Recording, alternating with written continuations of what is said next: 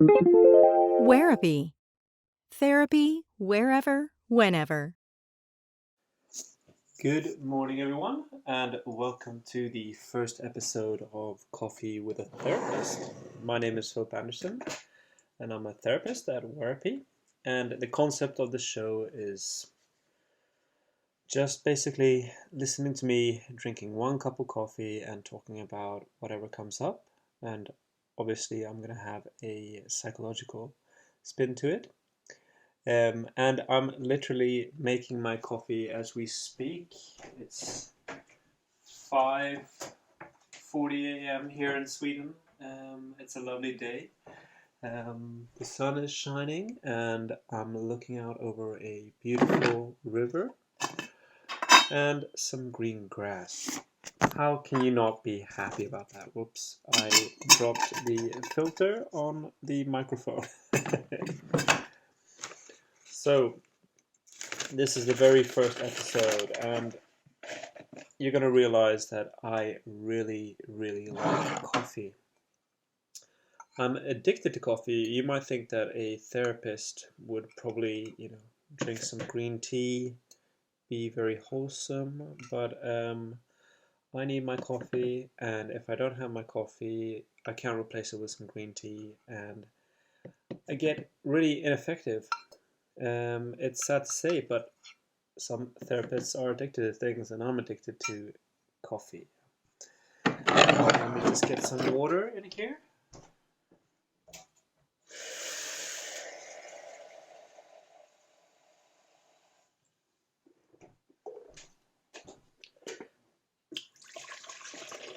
So I thought that was a good place to start, and that we'll talk about depression and addiction, or just addiction, how it works. It's a funny thing. Most people might think that addiction is something genetic or something you always hear personality traits. Oh well, this person has an addictive personality, and um, aside from the chemical aspect of an addiction, I don't really think that addiction can be tied to a personality trait. I think it's more likely something that covers up an inner sadness.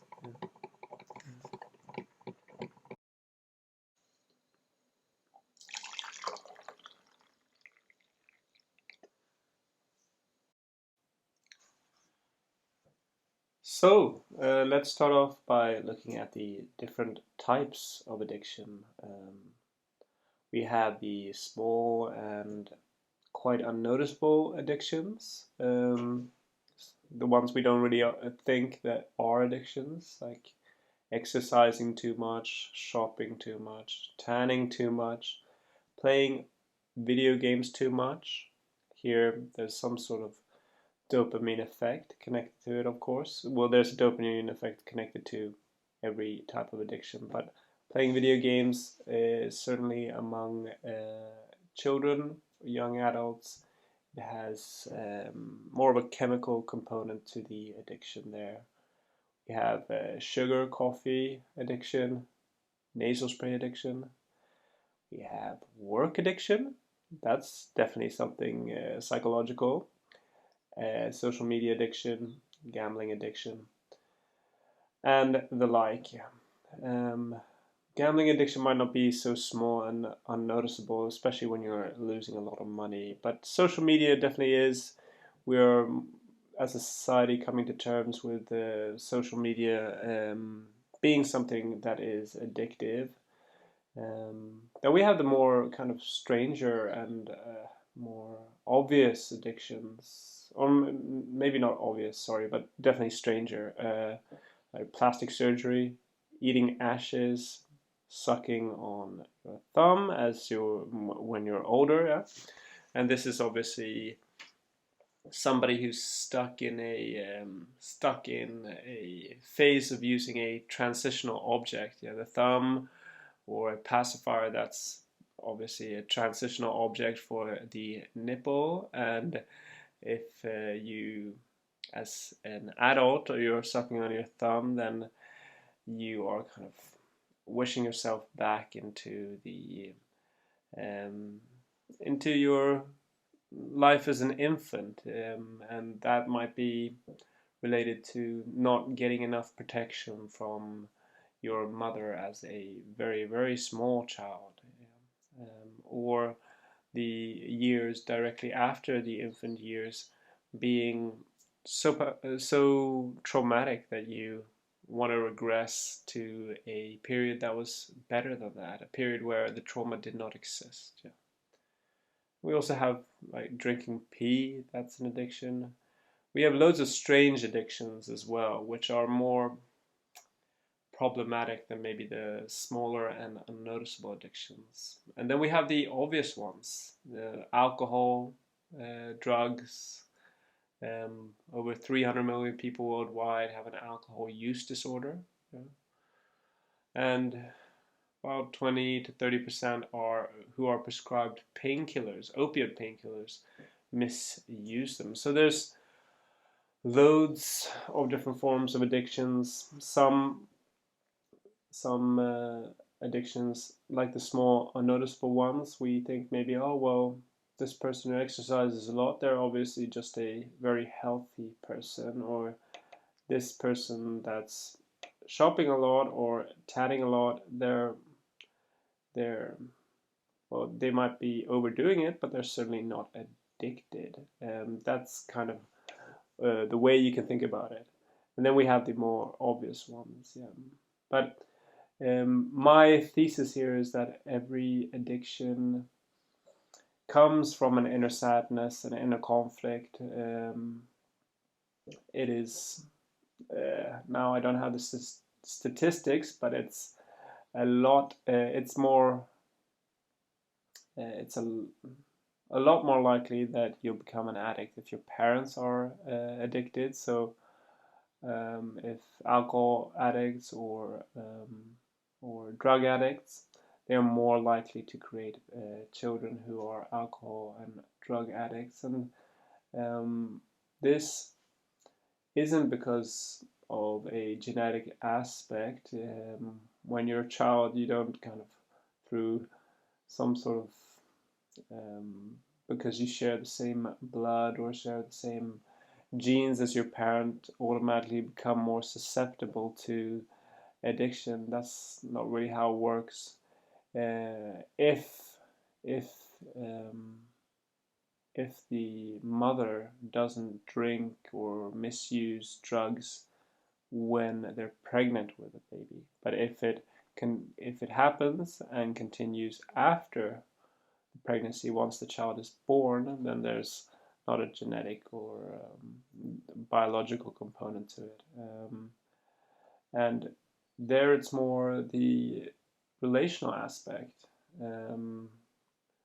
We all, especially in our childhood, but in our lives, we search a connection to different people to make sure that we're safe.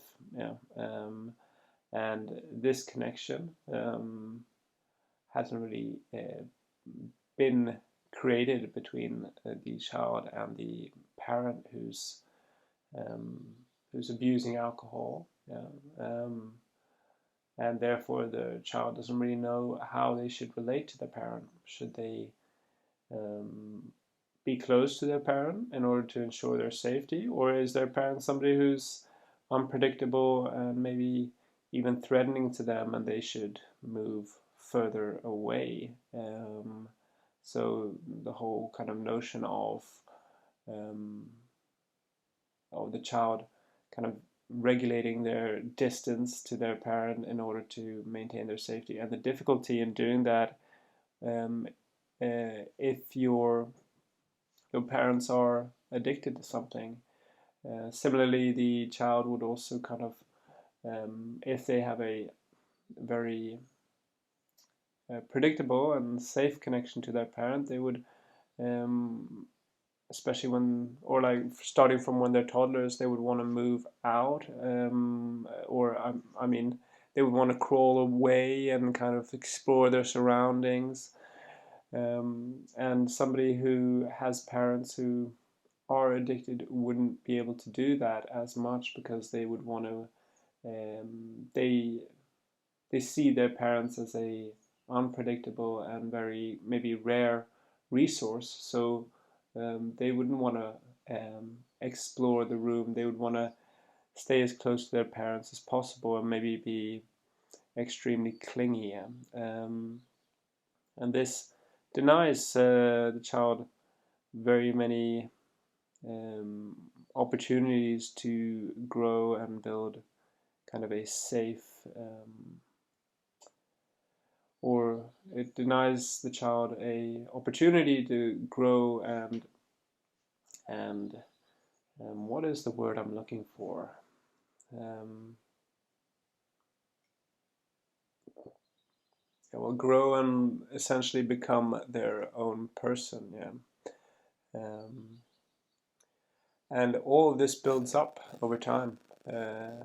Even though we don't really want to accept that fact, and we find maybe blaming our parents as a convenient excuse for our own misgivings as an adult, but the relational aspect, the connection, the predictability of the parenting is an essential part of our self-esteem, our kind of basic self-esteem, and our basic groundedness as a person, as an adult. So this leads obviously to some sort of this unstable um, unstable base that we have, leaves us also more susceptible to inner conflict, um, and can kind of push us towards drug abuse, or any kind of addiction. Sorry. Um, um, we might want to kind of win over our parents. We might also want to win over somebody else and replace our connection to our parents by a connection to a spouse, and we want to get that connection as stable as possible, and therefore we're also kind of clingy in those relationships, and we're full of we're kind of we're very goal oriented in that, which puts a lot of pressure on the relationships as well. And that's one other addiction that a lot of people have. That's intimacy addiction, um, sex addiction, maybe more so now as well um, with the different dating apps. It's kind of a newly in love addiction. So we jump from new partner to new partner, or we get involved on a sexual level very very quickly, and as this inner conflict emerges, or it's, I guess, from my childhood, or since we're children, always been there. The inner conflict, wanting to get close to our parents, but wanting also to be an individual. That might develop into wanting to have a relationship, but also wanting to be free, wanting to have control of your life, wanting to have control of your life versus wanting to have spontaneity. These different forms of inner conflict. We usually talk about inner conflict as being the two kind of opposing motivating factors that, or two motivating factors that are in opposition to each other. But it can also be a motivating factor which stands in contrast to the reality of a situation. We want to be loved, but we haven't had that experience of being loved. We want to have good parents, but we haven't had that experience of having good parents. We want to have a good job, be successful, but we're unable to. We want to get good grades, but somehow no matter how much we study, we're unable to. And then there's the inner conflict that's connected to societal norms. In some countries, we may be, it's banned to be homosexual, and we might be homosexual. Yeah. So, or you can imagine how it was maybe a few decades back in the Western world when homosexuality wasn't as widely accepted. The the notion of not being able to be who you are because of societal norms, which make you unacceptable in other people's eyes. And this is obviously a breeding ground for different addictions to come up. Yeah. So um, we have an anxiety or a depression tied to this inner conflict, and as the depression grows in the moment, or the anxiety grows in the moment, we feel the need to take control over it. Yeah, because in our mind, the anxiety or the depression is just going to grow and grow and grow and grow until we get so overwhelmed that we're not going to be able to function, we'll die. That's what's going on in our mind, but it might not essentially, or it definitely isn't the case. You're not going to die of an anxiety attack. You're not going to die of having a moment of depression. Yeah, but we early on in that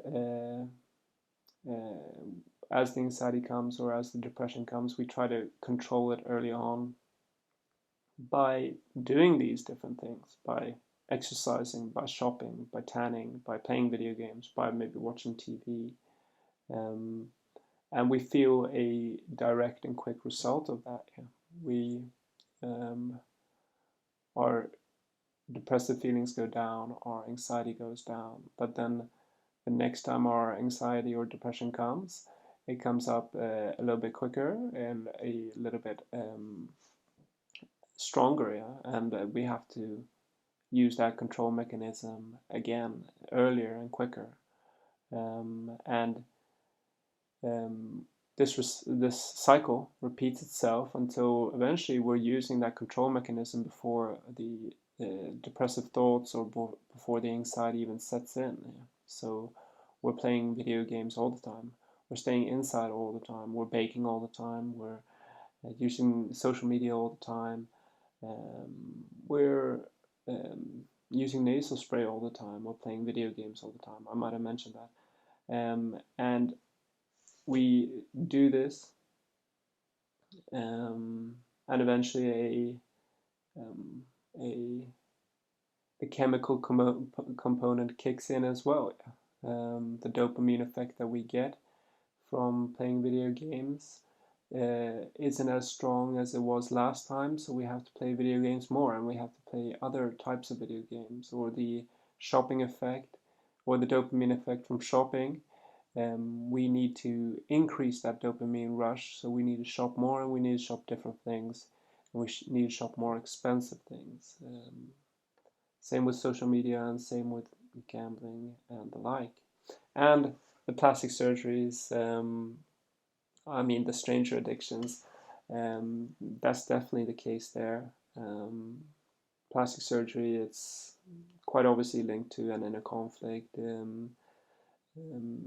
that, if we talk in general terms, comes from not feeling that you're good enough for certain people, um, and your wish to be so, your wish to prove yourself, and gain acceptance. And um, this, when it comes to being in a conflict, that usually is established during the childhood in our relationships there, and it doesn't have to be to our parents. It can be to people that we've been a lot with in our childhood, and the different quite abrupt changes in our relationship status as children, or the difficulties navigating relationships as children. Yeah. So there, in my opinion, or yeah, let's say in my opinion, but I definitely think it's it's so. It's more of a fact, not really. But there is definitely a stronger connection to the notion of covering up an inner sadness and inner conflict, using addiction in that way, rather than there being the notion of there being an addictive personality is kind of a very basic and primitive thought here. Uh, Somebody who's susceptible to addiction is somebody who probably has a strong inner conflict in them. So they jump from one addiction to the next addiction. Yeah. Doesn't make them the fact that it's connected to their personality is totally absurd. Yeah. So that was it for me today. I hope you like this podcast. My coffee's gone a bit cold. I've taken a few sips of it, and now I'm gonna refill it and drink a little bit more. Since yeah, definitely I'm addicted. I wonder what inner conflict I have. Yeah, and as I said, I hope you liked it. If you want to continue listening to my podcasts, just subscribe. You'll find us on wherever you find your podcasts. And otherwise, you can also go to www.wherapy.com and find us there. As I said, I'm a therapist, and my practice is solely online. And there's a lot of information on wherapy.com about there's loads of different articles about depression and anxiety and addiction and different psychological disorders. So if you're interested, just go over there and have a look. Thank you very much and have a great day.